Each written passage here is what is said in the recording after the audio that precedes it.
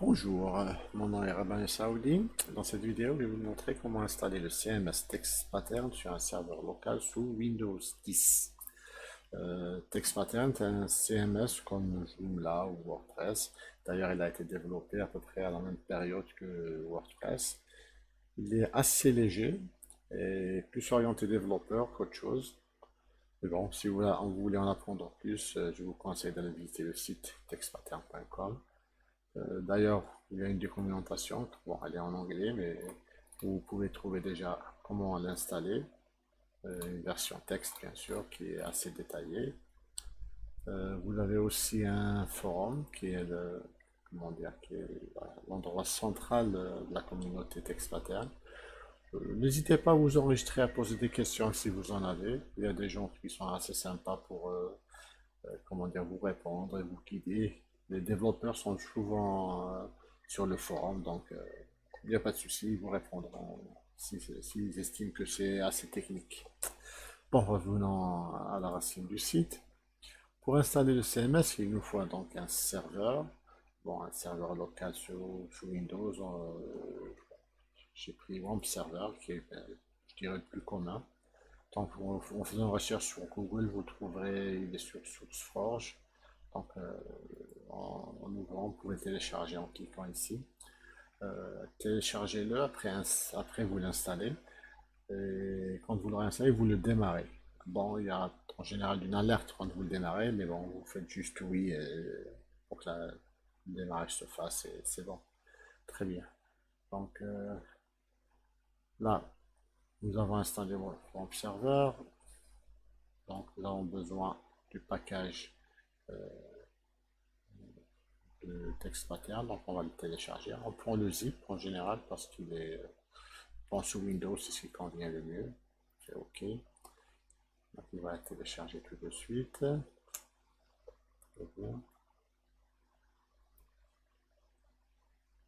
Voilà, il est là. Il faut créer la base de données. Donc nous allons démarrer déjà, vous démarrez après avoir démarré le serveur. Vous lancez ici. Il faut attendre que cette icône devienne verte, bien sûr, sinon ça veut dire que les serveurs n'ont pas démarré. On va sur phpMyAdmin pour créer la base de données. Donc on fait ici new. On va lui donner un nom. Bon, je vais choisir TXP48. Vous pouvez créer tel quel, mais bon, moi j'ai l'habitude de passer en UTF-8, Unicode CI. Bon, par habitude. Donc là, nous avons créé. Donc par défaut, vous avez le user root qui fonctionne avec toutes les bases de données. Donc c'est ce qu'on va utiliser. Habituellement, à l'installation, je crois qu'il y a, si je me rappelle bien, il n'y a pas de mot de passe. Bon, pour moi, j'en ai mis un, mais bon, c'est pas vraiment un problème. Maintenant qu'on a créé on a créé la base de données, nous allons retourner sur téléchargement.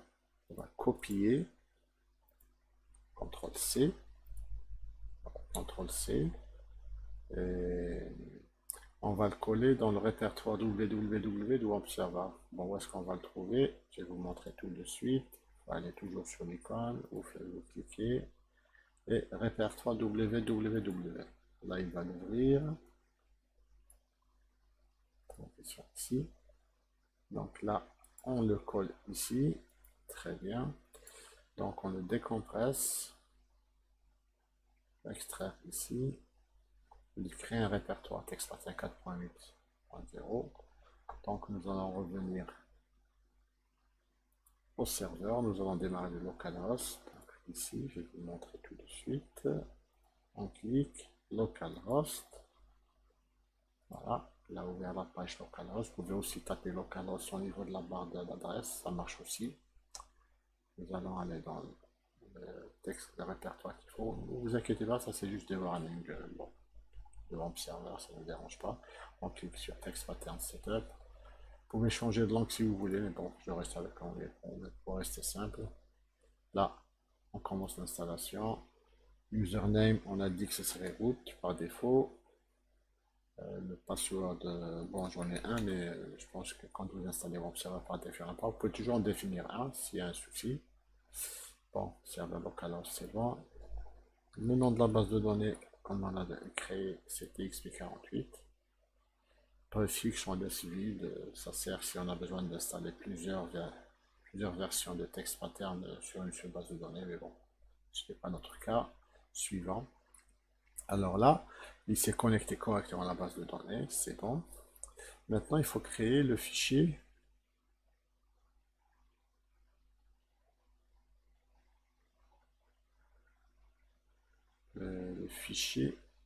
config.php. Ce qu'on va faire, c'est qu'on va copier ce texte, ce code qui va permettre de créer, qui est le fichier de config. Nous retournons www, là on était dans le répertoire, text pattern, on va dans le répertoire text pattern, très bien. Là on va créer un fichier nouveau, on va créer un fichier texte, voilà, qu'on va appeler config.php. D'accord. Là, avec le bouton droit, on va l'ouvrir. Donc je vais ouvrir avec un éditeur de texte. Ça peut être bon, moi j'utilise Notepad++, mais vous pouvez utiliser le Notepad, le bloc-notes qui est par défaut installé avec le Windows, donc il n'y a pas de souci. Il faut surtout pas utiliser un traitement de texte, hein, d'accord? Toujours un éditeur de texte. C'est bon, là on enregistre. Voilà, c'est bon, on a terminé avec ça. On revient à notre installation. Là, on était dans le browser, navigateur, on fait, c'est fait. Là, il n'y a pas d'erreur, donc c'est bon. Bon, là, on va créer le user, l'administrateur du site.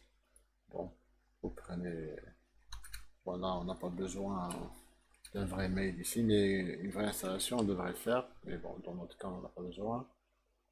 Le login name, bon, on va mettre admin aussi.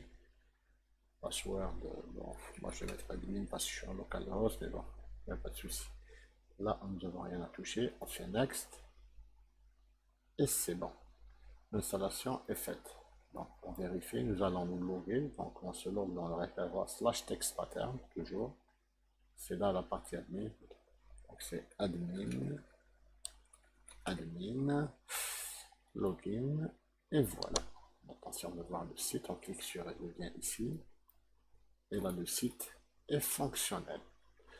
Voilà, c'est là nous terminons notre vidéo. C'est fini pour cette partie. J'espère que je pourrai faire d'autres vidéos pour aller un peu plus en avant. Par exemple, l'installation du CMS sur Expater sur un serveur en ligne. Et peut-être aussi quelques vidéos pour expliquer le fonctionnement général. Bon, voilà. Ben, je vous remercie d'avoir regardé et à bientôt.